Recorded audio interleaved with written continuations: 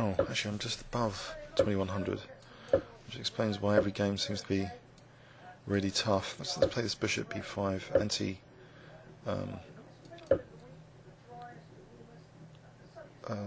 Sveshnikov. But I just want to play it with c3 and d4, because I looked this up after the Gibraltar, and I think this is a reasonable plan just to get the bishop to c2 and threaten, like, to have an interesting position in the centre with d4, with pawns in the centre, and maybe e5. It's going to be dangerous for black later. So I've avoided that early bishop takes c6, because against c6 I think it just strengthens the black centre, so you've got to be careful how you play the particular anti-Sveshnikov system with bishop b5. Maybe I can allow this en passant, it doesn't really matter that much. So queen e2 now. If I can play for e5. Okay, change of plan. I'm trying to make this queen side look a bit vulnerable. Maybe I can grab the c4 square now, and then maybe play for e5 if I get knight c4 in. I'll accept. That's pretty annoying. Is it fatal though?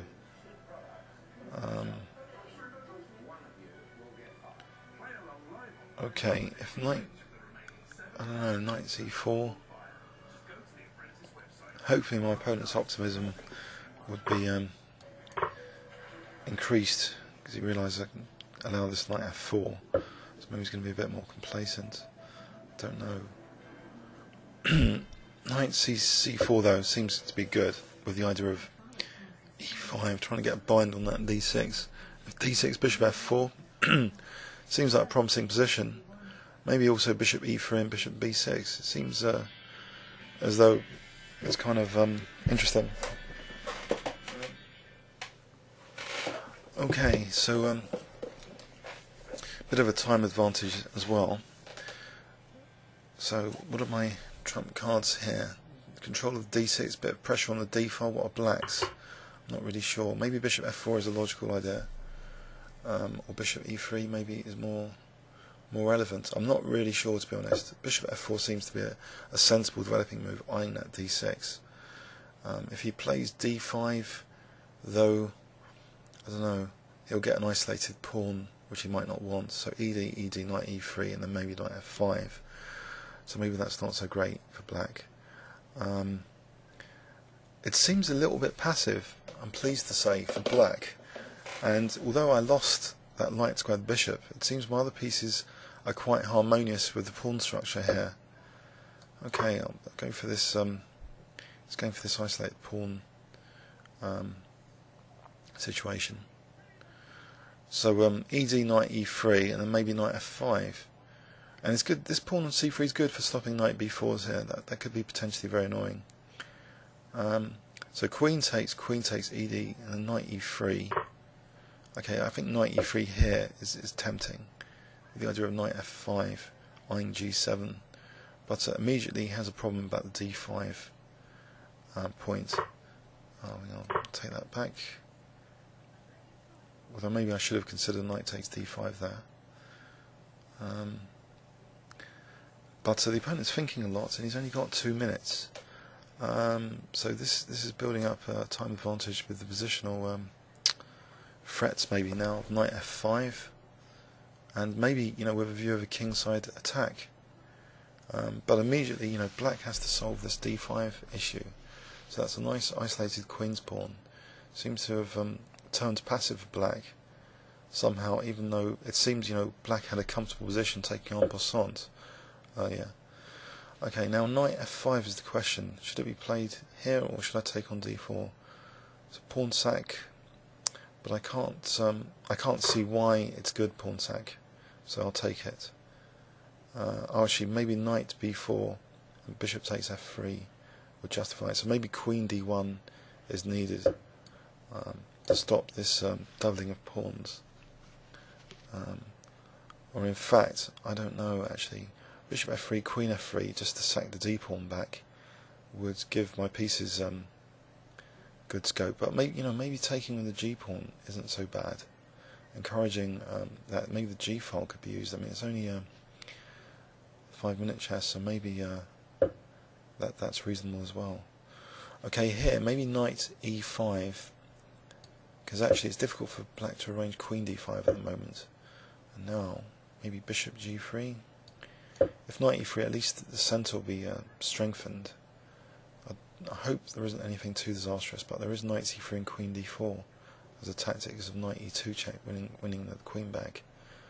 So really spot that. It's only got about 45 seconds. So knight C3, queen D2, queen D4. Queen D4, knight E2. Okay, he didn't spot it. So here, I wonder if I should just move my king, or play knight G4 here. I think knight G4 here is tempting because it eyes the black king side. Okay, now here I've got a shot, haven't I? Knight H6 and then queen G4. That will be picking up the dark squared bishop and exchanging off queens maybe. Is it needed? Is that tactic actually needed? Knight H6, G8, Queen G4. It's a sort of Fischer-like tactic. One of the games of Fischer. Bishop G5, H4, but then F5, but then Queen takes G5. Oh, I think that might be worth a shot. Knight H6.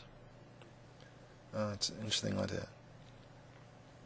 Because it would fracture black's pawn structure if I can get this piece back with advantage. Unfortunately, I've just realised though that F4, there's F5, so that's not so hot, to be honest. So I'll have to hope for the best now with Queen H5. Maybe, well, actually, Queen H3 still leaves that bishop kind of trapped.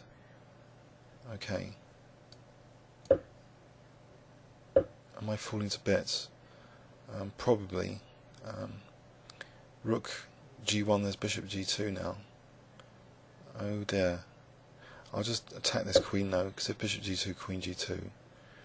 So do I ever get a chance though to okay, that's not so bad. The bishop's still trapped.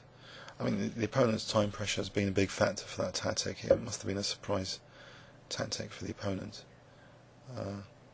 So I'm just okay. I don't want to allow knight E3 though, so I think I'll just take that knight like that. And take that and win the bishop.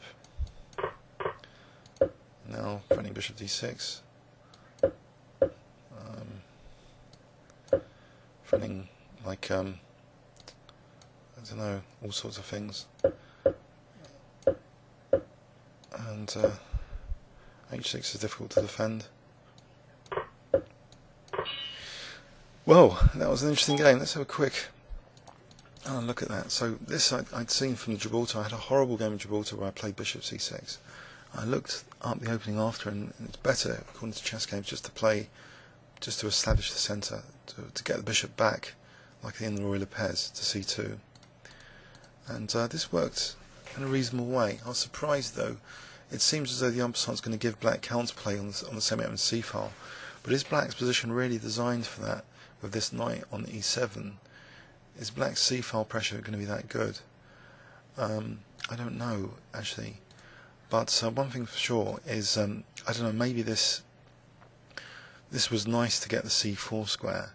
It's an unusual Sicilian type position, but knight D2 was really quite provocative. Pardon me, just asking for knight F4. On the other hand, I don't really want to weaken myself with G3. Maybe black's got H5 if I'm not careful.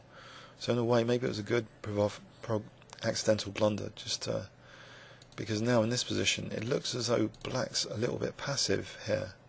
If he has to accept an isolated pawn, I think white looks to be reasonably okay.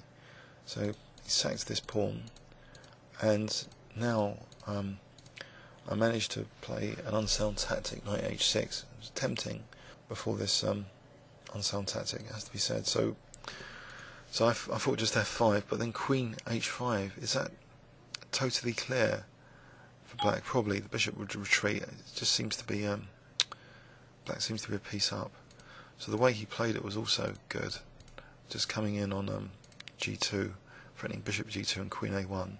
So I think here was a blunder, because I'm attacking the queen, so I don't mind this.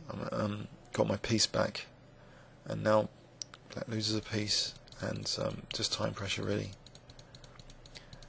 So time's a big part of the game, even in 5-minute chess. Hope you enjoyed that. Please leave any comments or questions on YouTube. Thanks very much.